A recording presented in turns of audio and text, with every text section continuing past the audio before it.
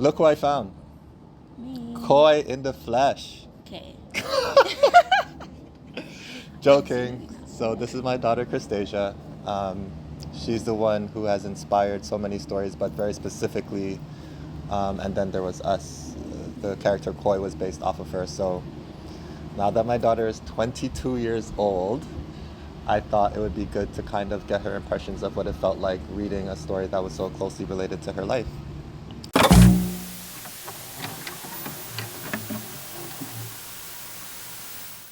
Here's the first question we're going to start with. How did you feel when I told you I'm going to write a book about that's going to be based on that part of your life? At first, I wasn't that worried about it. Maybe because I didn't really understand how you would creatively write it. So I wasn't really concerned too much about it at first. But reading it was an entirely different experience. So first I was like, okay. Because you've done it before plenty of times, but more in like smaller sections where it's like an article or basically like an article, but not like a full in-depth like novel like that. Yes. Which is a lot closer to my age now. Yes. So Yeah. It was also, parts of it were really hard because there's things, when we spoke about it before, because when I told you I wanted to write it, then I asked you to like tell me some stories. And when you told me some stories, there's some stories I didn't know about. And you don't have to talk about the specific stories because I don't want people to know like what is real and what isn't real. Yeah. For sure. But there were some stories that A lot of it was real. Stop telling them! Just kidding. Yeah, right. Anyway, there was a lot of stories you told me that were I didn't know, and I included those in the novel. Some of them I did, some of them I didn't. But how did you feel once you actually tried to read it? So the book was done, and so I give Krystasia all of my manuscripts. Like she reads them before anybody anyway. Like before I put them out, once they're actually fully done, she reads them anyway. So how did you feel? Like once you tried to read the manuscript the first time? Well, when I tried to read it the first time, I reached until page maybe 50, was it? 51, you said. 51. 51. And then, because I felt like I was getting like a physical reaction out of it that was like too uncomfortable for me to like experience in the moment, especially because I was by myself. So it was like a horrible physical reaction, actually. It was just very uncomfortable, and there's a lot of parts where I'm like, I know exactly where he got it from and why he did that, where that came from, and it's just like autobiography maybe. That's true. So I think it made me feel uncomfortable because I never had anybody like tell my trauma back to me in that form. So it just made me like very uncomfortable. So I just stopped at first for like a few months, a long time. Yes, a long time. You put it down for months. I put it down for months and I read something else. The only thing that was like did not resonate with me at all was like the anger out of her was really bothering me because I thought that's how you viewed me, as like this angry child. I was like super angry at my mom, and I'm like, she is so annoying. She is so annoying. Koi, you mean? Yeah, Koi was so annoying, not me. Koi was so annoying, and she was so angry, and she was so just unreasonable at times. But then also I understand you can't really like tell people how to deal with things, so that's just how she was dealing with it, I guess. But it was just, she was so angry and it was so bothersome because I'm like, is that how I am and I just don't know? No. I mean, or was it just like an exaggeration? Yeah, totally. It was just, that's creative. Just like I had creative liberty.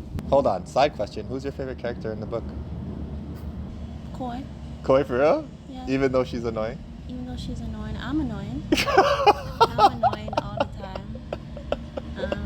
She's the most, I guess because she's the most like, we see her character the most in depth. Yeah.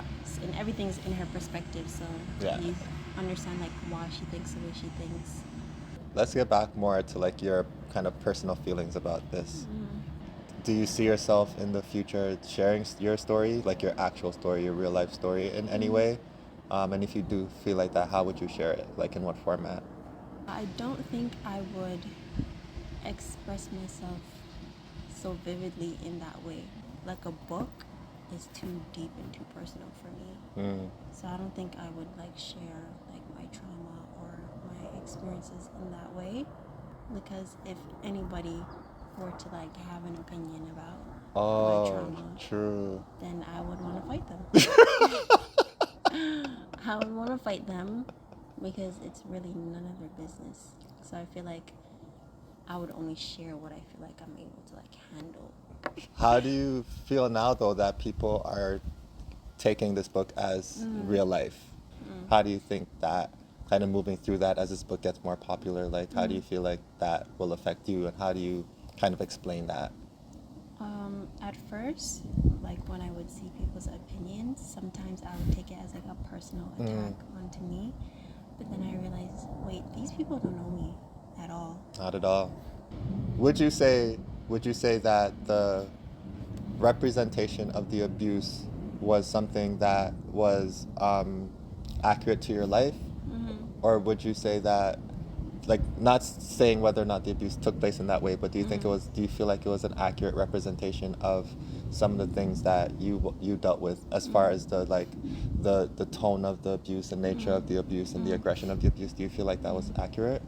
I feel like it was very accurate. I think just being like an immigrant, like we said before, abuse is seen as normal or just like a part of our culture.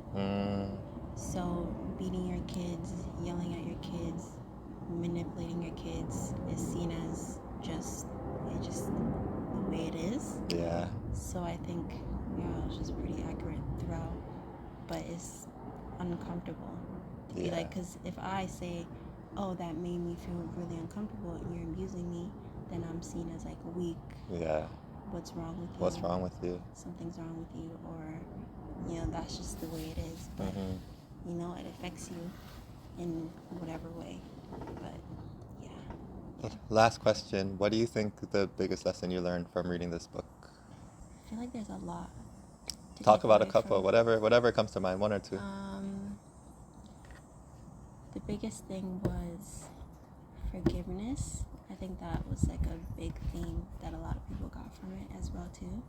So I think forgiving the people that have hurt you, but I think learning how to set boundaries for yourself as well too, because you can let people in your life and be kind, but kindness without any boundaries is just abuse at the end of the day.